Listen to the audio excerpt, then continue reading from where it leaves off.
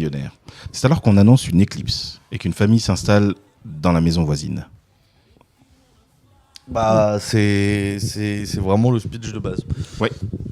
C'est vraiment le speech de base. Donc, on va suivre Christopher, jeune petit con insupportable, qui travaille comme technicien de surface, mais j'ai pas envie de le respecter, donc j'ai envie de dire homme de ménage, dans un stand de tir. Oui. Qu'est-ce qui pourrait mal se passer? Vraiment, donnons à des gens un peu teuteux des armes à feu, qui travaille dans un stand de tir, qui va se faire, qui vit sa vie dans sa petite banlieue pavillonnaire de prolétaires, chez chez son père, avec sa petite sœur, qui eux ont l'air de ne pas être des identitaires, au contraire. C'est ça. Voilà, il a une chambre un peu glauque, il a que la peau sur les gueules. Vraiment, le cast est vraiment bien pensé. On y croirait qu'il l'est vraiment. C'est vraiment un identitaire dans la vraie vie. Et donc, on va le voir. Il va avoir des nouveaux voisins, comme c'est marqué dans le synopsis. Et à partir de là, il va commencer à devenir un peu un connard. Voilà, à chercher la merde. Et bien sûr, comme beaucoup d'identitaires, ils cherchent la merde et puis après ils disent c'est la faute des autres. Voilà. Et donc on va suivre cette montée de la haine en lui, qu'il avait déjà un peu autour de cette haine de l'étranger. C'est assez intéressant parce qu'il y a beaucoup d'étapes de comment on en vient à faire des. Il y a beaucoup de, on va dire, je sais pas si on peut dire cliché, mais de codes de ce qu'on peut retrouver chez certains identitaires. C'est-à-dire c'est quelqu'un qui est un peu isolé, qui a pas beaucoup d'amis, il traîne éventuellement seulement avec des personnes qui sont de son stand de tir et c'est tout. Ou sinon il traîne beaucoup sur les forums avec des groupes de conversation où les gens ils disent des choses racistes et ça les fait marrer, et à se chauffer en disant les noirs et les arabes dehors. Voilà, c'est alors nous quand on voit ce genre de choses, éventuellement nous on sait déjà que c'est un peu ce genre de choses, donc il y a rien qui nous surprend en fait dans les choix. Je pense que la personne qui a écrit et réalisé ce scénario est très consciente de la réalité de ce genre de personnage, surtout que là c'est quelqu'un de jeune, donc beaucoup plus impulsif. C'est un personnage qui est qui est montré très impulsif, un peu irréfléchi, mais sûr dans ses convictions, dangereuses. C'est plutôt bien monté, la pression monte assez vite jusqu'à un climax final qui conclut un peu sur plus ses idées montent et sa haine monte, plus il devient un danger pour les autres, même pour sa famille. Donc voilà, moi c'est un film qui m'a beaucoup énervé. Je suis très tendu sur ce genre de sujet. On en a vu des pires encore, on va en parler plus tard, mais il y en a d'autres qui nous ont encore plus énervé. Voilà. Des choses à dire, Kevin ? Ouais, moi je trouvais que c'était un film inspirant. Je trouvais que le parcours de Christopher était tout à fait admirable. Non, plus sérieusement, j'ai quand même spoilé un tout petit peu parce que je trouvais qu'il y avait une idée assez intéressante, c'est-à-dire vers la fin du film. Je le dis parce qu'on peut le deviner que ça va arriver, c'est-à-dire qu'il y a un moment où le personnage va voler une arme dans son centre de tir sportif là. Et il le vole pendant l'éclipse justement qui est évoqué dans le synopsis, ce qui fait que en fait toutes les têtes sont tournées vers l'éclipse et donc personne le voit se balader dans la rue avec cette arme quoi.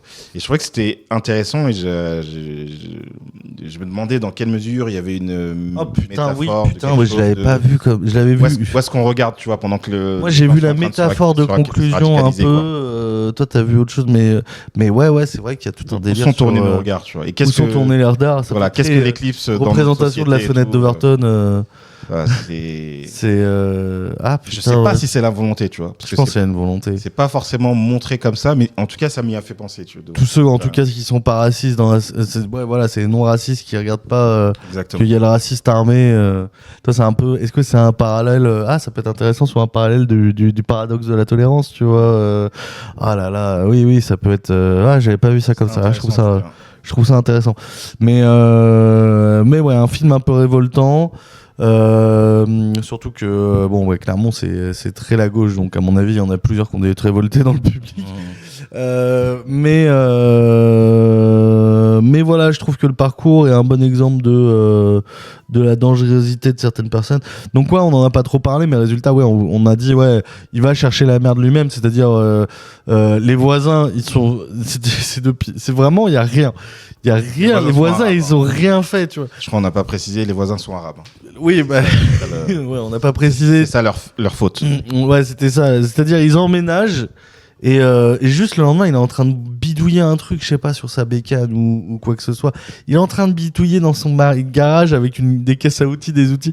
Le gamin des voisins, c'est genre... c'est qui a son âge, quoi. Ouais, voilà, un gars qui doit avoir son âge vient lui taxer un tournevis, tout smile et tout, tranquille, pépère.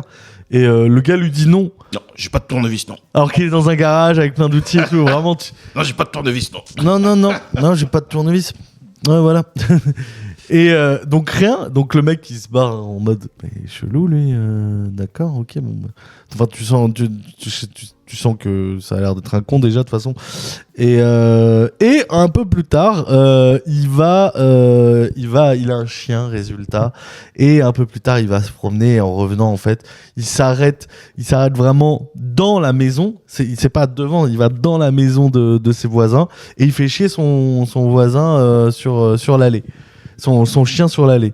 Voilà. Et puis, bien sûr, après, il dit ouais, arrête de faire chier mon chien. Et ben non, j'ai rien fait. T'es complètement fou. C'est toi le problème. Putain. Vraiment, ce truc de tu cherches la merde et ensuite tout. La seule escalade de la violence, c'est celle qu'il a provoquée lui-même pendant tout le film. Et donc c'est assez révoltant. Moi, ça m'énerve beaucoup ce genre de choses. Toute une montée qui est plutôt bien pensée. Hein. Franchement, c'est bien écrit comme film. Et donc, ouais, et puis ensuite, on va le voir parler et se vanter dans son groupe de forum en mode ah, j'ai fait chier mon chien dans son allée. Et les autres gars qui sont en mode venez, si tu veux, je peux te trouver un sanglier. On met une tête devant sa porte. Voilà.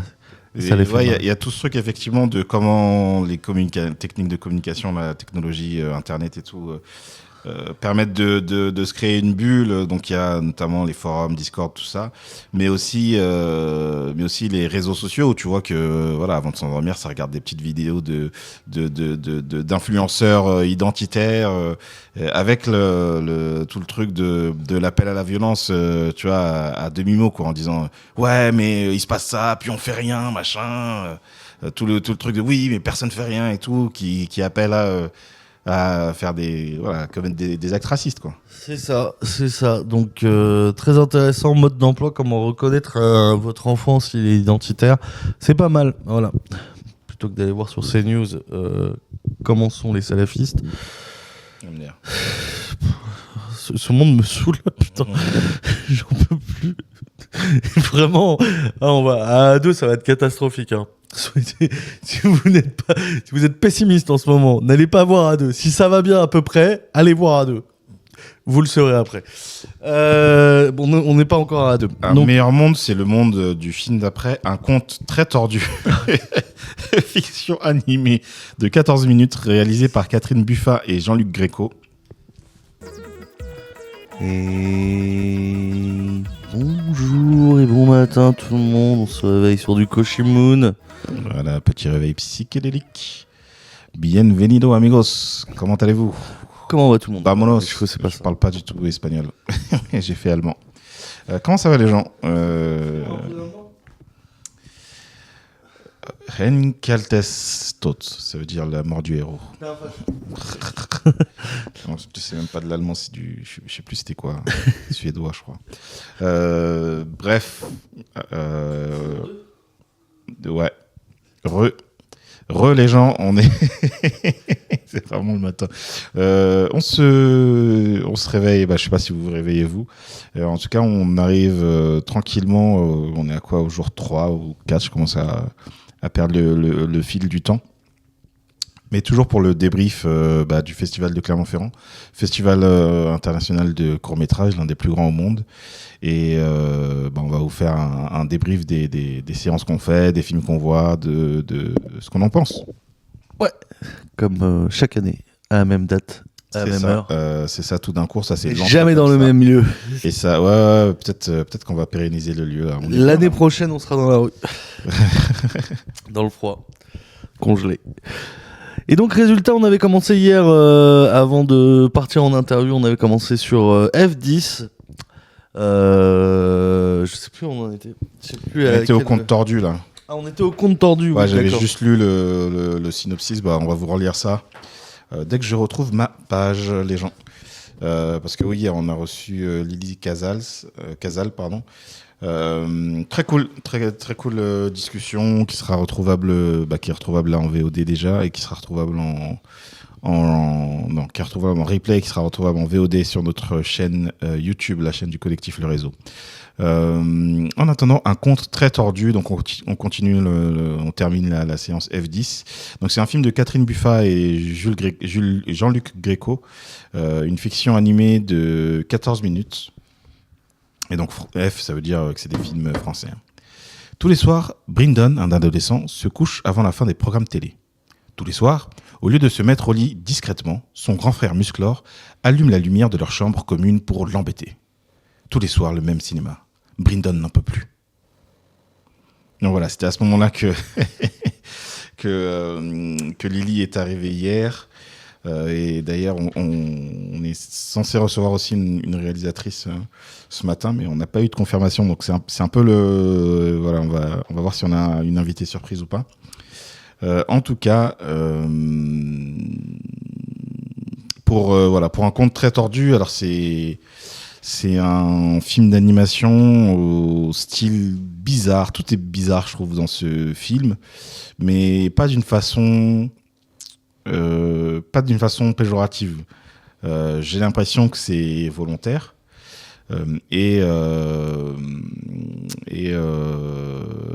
Déjà le dessin des personnages est bizarre, les voix surtout, parce que donc Brindon c'est un adolescent, même on aurait dit plutôt un enfant, mais joué par un adulte, mais qui a une voix un peu comme ça. Vous voyez l'adulte qui essaye de faire l'enfant, mais mais pas en essayant de réussir à faire l'enfant. Donc ça donne déjà un aspect très bizarre au film. Ah, c'est plutôt comme ça. Encore plus aigu. Vous voyez, et en plus, il se force.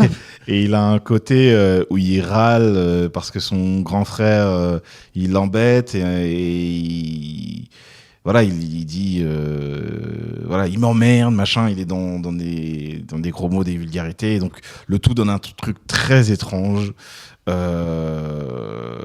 voilà, c'est un garçon qui vit notamment avec son grand frère, avec sa tante et qui est alcoolique et narcissique pour son grand frère majoritairement aussi, pas mal. Voilà, et qui a une petite relation amoureuse et tout, et on le voit dans sa vie. C'était bizarre. Je pense que le mot qui me sort vient, avec quelqu'un bizarre. Qui a des branchies et des oreilles de poisson, qui ressemble, comment il disait, qui ressemble à je sais plus quel monstre aquatique là. Le monstre du lac ou je sais plus, un truc comme ça. Et c'est vrai qu'il ressemble à ce genre de monstre, quoi. C'est ça. Donc t'as mis le clou. T'as mis le clou. Les prénoms. T'as mis le clou. En fait, Brondine, je sais plus. Brindon. Musclor. La tante, je sais plus comment elle s'appelle. Mais voilà, tout est bizarre. Mais c'est sympa à regarder, quoi. C'est bien de regarder ça au moins une fois. Je sais pas si je me le reverrais spontanément comme ça. Mais c'est une expérience bizarre, intéressante. Il y a un vrai univers, quoi. Ouais, c'était assez étrange. C'est des choix un peu particuliers. L'animation était plutôt bien. Je pense que c'était une sorte de stop motion un peu à la South Park. Où c'était du papier découpé qui était animé petit à petit, mais c'était dans un monde assez bizarre avec des gens assez bizarres. C'est un conte un peu absurde. avec une conclusion un peu étrange. Où on peut conclure que pour plaire, il faut savoir se plier en quatre. Vous comprendrez. Ouais. Voilà, c'était un peu particulier. J'ai pas spécialement adoré, j'ai pas spécialement détesté pour ma part. C'est vrai que j'étais un peu, c'est vraiment une petite pastille un peu burlesque, un peu particulière. J'avoue, le seul truc qui m'a vraiment, il y a un truc qui m'a vraiment déplu, c'était vraiment le doublage du personnage principal qui était insupportable. Mais C'est partie de son charme. mais sinon, c'était assez sympathique dans l'ensemble. Et ensuite, on avait quoi? C'était Ensuite, on avait Familia, un film tout à fait éclaté Ah oui. de Marco Novoa, une fiction de 19 minutes. Bon, je vais vous le lire, même si ça vaut pas le coup, hein, c'est pas ouf. Steve est mis dehors par ses parents qui n'acceptent pas son homosexualité. Caroline, elle, essaye tant bien que mal de faire le deuil de sa maternité alors qu'elle accompagne Yuri dans sa tournée aux quatre coins de la France. Des destins croisés, bientôt unis à la vie, à la mort. Précision, biofilmographie, comme ils mettent dans le truc. Donc, il y a eu Queendom, qui était co-réalisé par donc Marco Novoa, qui fait ce film-là, et co-réalisé avec Simon Vivier. Et la précision, c'est pendant le tournage de ce premier long-métrage documentaire qui suivait Le Philippe, Chigo la Durée et Cookie Kunti, trois figures emblématiques de la scène drague à Paris, qu'est née l'idée de ce projet de fiction.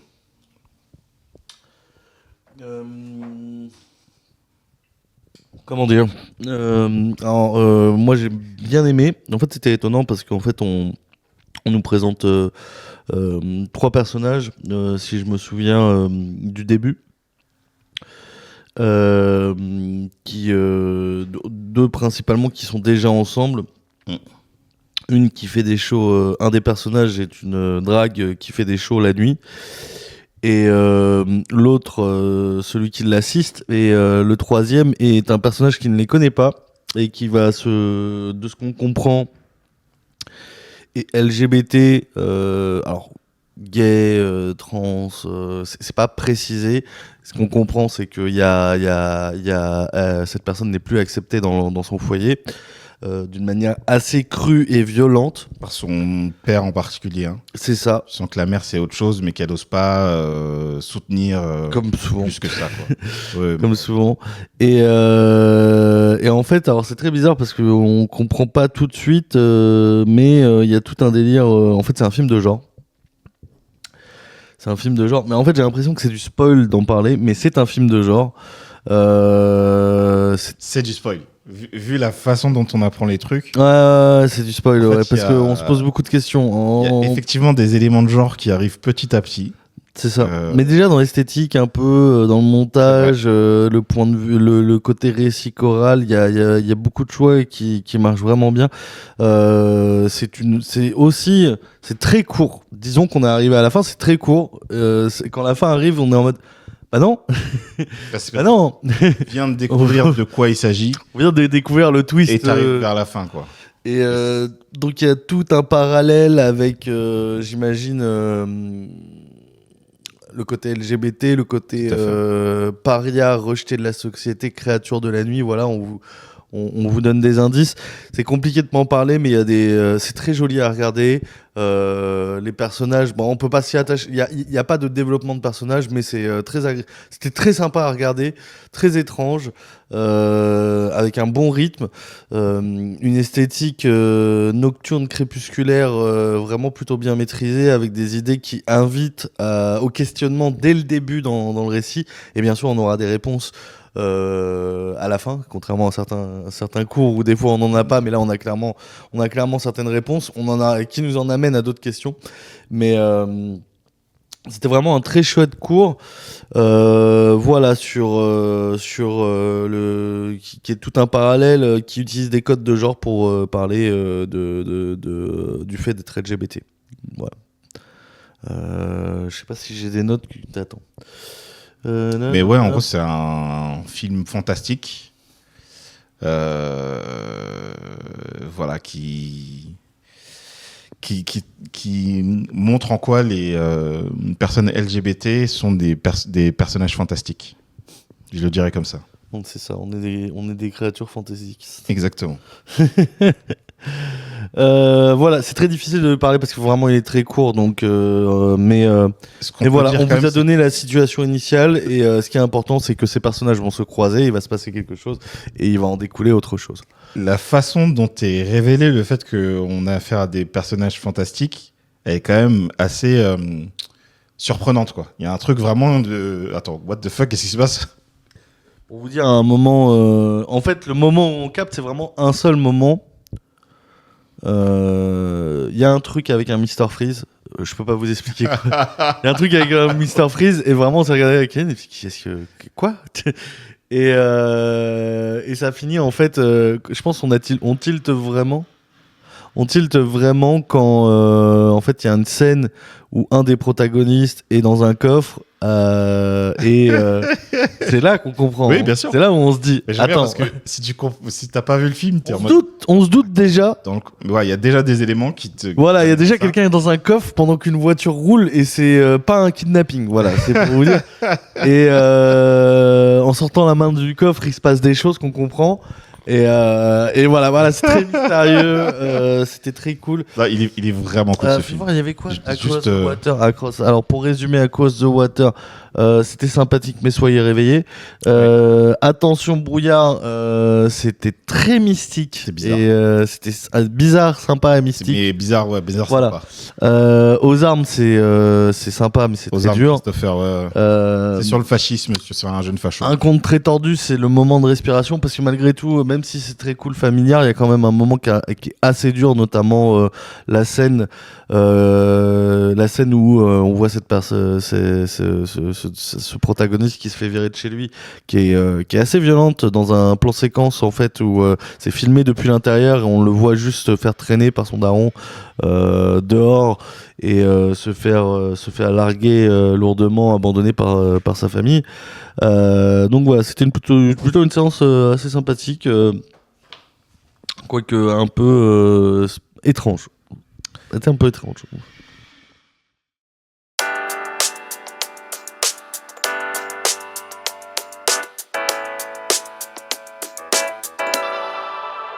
How do I deal